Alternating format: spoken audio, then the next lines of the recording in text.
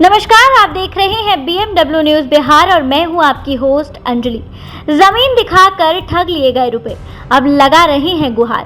दरअसल कटिहार आजमनगर थाना क्षेत्र के मिलकपुर में रहने वाले मतियूर रहमान ने बताया है कि उनके गांव में ही फैयाज आलम और मजीउद्दीन आलम की सहमति से 13 डिसमिल जमीन खरीदी गई थी और उसका रजिस्ट्रेशन भी करवाया गया था।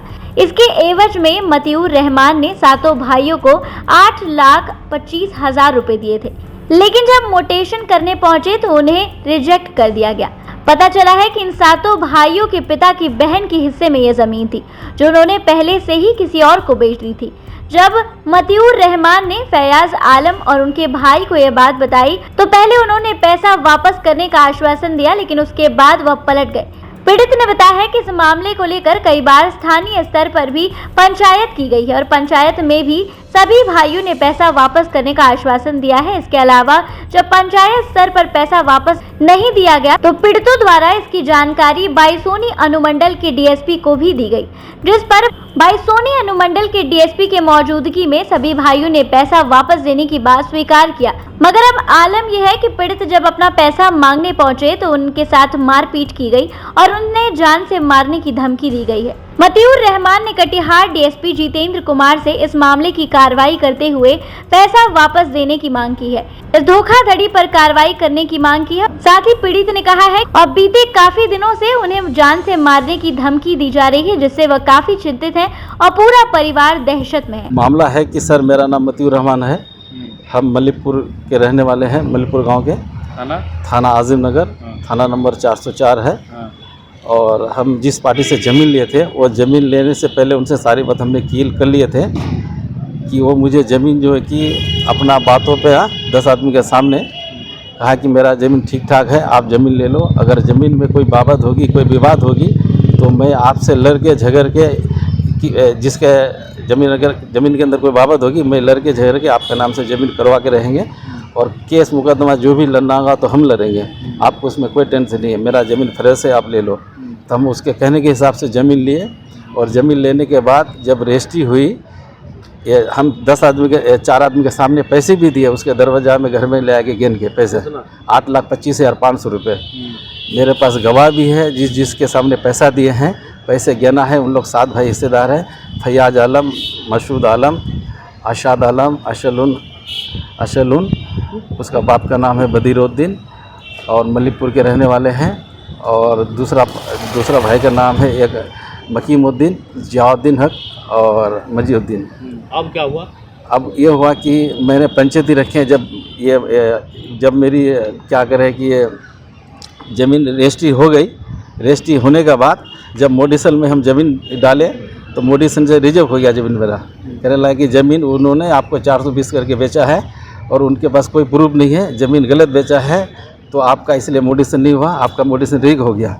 तो हम उन लोगों को आके कहने के बाद जो है कि पंचायती भी रखे घर में। पंचायती रखने के बाद जो है कि उन लोग इकरारनामा हो गया कि जैसे भी होगा हम आपको पैसा दे देंगे। समय लिया। समय लेने के बाद जो है कि कहा कि हाजी साहब जो कि हज करने के लिए जा रहे हैं, मास्टर साहब, वो हज करके जैसे आएगा, आसाद ने बोला कि पैसे आपको रिटर्न दे देंगे, आप बेफिक्र रहिए।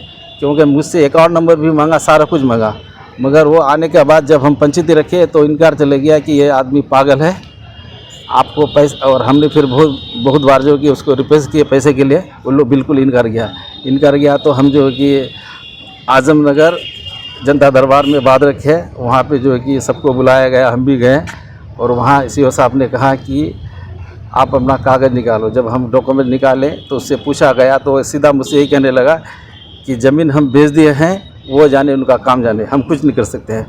तो सीओ साहब ने कहा कि आप गलत बोल रहे हैं, ज़मीन आप बेचे हो तो आपके पास तो प्रूफ होगा।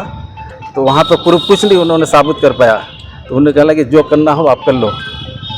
फिर हम जो है कि वहाँ से जो कि घर चले आए, हमें कहीं से पूरी मदद नहीं मिला। हम जो कि फिर डीएसपी के यहाँ बात रखे। डीएसपी के सामने पैसे देने का इकरार हो गया 8,25,500। उसमें जो है कि हम 3-4 आदमी थे।